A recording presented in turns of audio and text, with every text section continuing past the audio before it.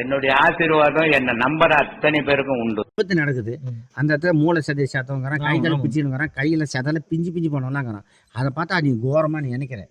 ஆனால் செத்து போனவனுக்கு ஒன்றுமே தெரியலையே, அடிச்சா அவன் மூஞ்சி பாசி. இல்லை, ஒரு விபத்து நடக்கிறதுக்கு முன்னாடி 5 நிமிஷத்துக்கு முன்னாடி அவன் சுயநிலை மறந்துடும். இதை நானும் அனுபவிச்சிருக்கேன். இது ஐயா சொல்லியிருக்காரு, இந்த நானும் அனுபவிச்சுக்கிறேன். ஒரு விபத்து நடந்தால் எப்படி நடந்துச்சுட்டா இல்லை, உளுந்து எழுந்து வந்த பின்னாடி தான். ஒரு டைம் நான் ஒரு விபத்து 2 வீலரில் போயின்னே இருக்கிறேன், கீழே போய் உடனே என் கால் மடங்கிச்சு. இந்த சோத்து கால் தான் மடங்கிச்சு, இப்படி திருப்பிக்கிச்சு. அப்புறம் நானே திருப்பி வச்சிட்டேன், வலியே இல்லை. ஒரு 5 நிமிஷம் கழிச்சு வலிக்குது. இன்ன வரைக்கும் என் கால் டேமேஜ் வலிச்சு தான் இப்போ வரைக்கும் வலிக்குது. ஆனா அந்த நேரத்தில் வலிக்கலையே, முறுக்கின கால நானே நிமிச்சு வச்சுட்டேன். அப்போ அந்த விபத்து நடக்கும்போது தெரியல பத்தியா, அப்ப உயிர் படும் போது எப்படி தெரியும்? தெரியல. அந்த மனசு மறுத்து போயிட்டு நமக்கே தெரியாது, எல்லா வேலையும் நடந்து போயிடும். அடுத்தவன் பார்க்கும்போது அதை பார்த்து அந்த கோரத்தை பார்த்து அவன் பயப்படுறான். அவ்வளவுதான் விஷயமா. செத்து போனவங்களும் ஒன்றும் தெரியாது. இல்ல, செத்து போன முடிஞ்சு நம்ம பார்க்கறதான் பயம்.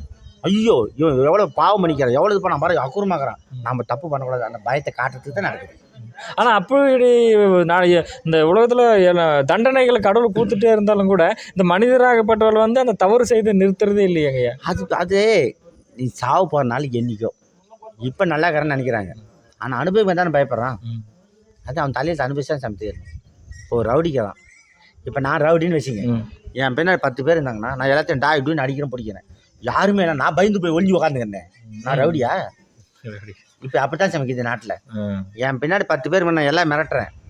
யாருமே இல்லை, ஒண்டியாக நானே பயந்து போய் ஒன்று கோலையாக பயந்து உட்காந்து நானே பெருமையாக ரவுடி மேலே நினச்சிக்கிறேன். இதெல்லாம் இயற்கை நடக்கிறதே அப்படி தான். அதாவது சாதாரண ஒரு மனுஷனை விட அந்த ரவுடின்னு சொல்கிறான், அவன் தான் பயங்கரமாக பயப்படுறது. அவன் தான். அப்புறம் என்ன பண்ணுறது?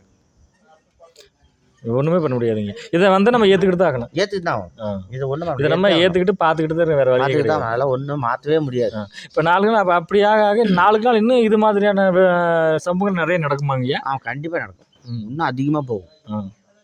அதில் கொஞ்சம் அதாவது திரும்பி வரணும்னு இருப்பான், நிறைய பேர் மாட்டிக்கணும்னு இருப்பான். அது அவங்க செஞ்ச செயல், அது போயிட்டே இருக்க வேண்டியது. அது ஆக மொத்தத்தில் அப்போ அதாவது தப்பு செஞ்சவனும் செய்யாதவனும் செத்துக்கிட்டு தான் இருக்கணும். ஒருத்தனால செத்துக்கிட்டு தான் இருக்கணும். அது ஒன்றும் இல்லை, நாம் இப்போ என்ன பண்ணுமோ அதுக்கு நான் வந்து சாவ போகிறோம்.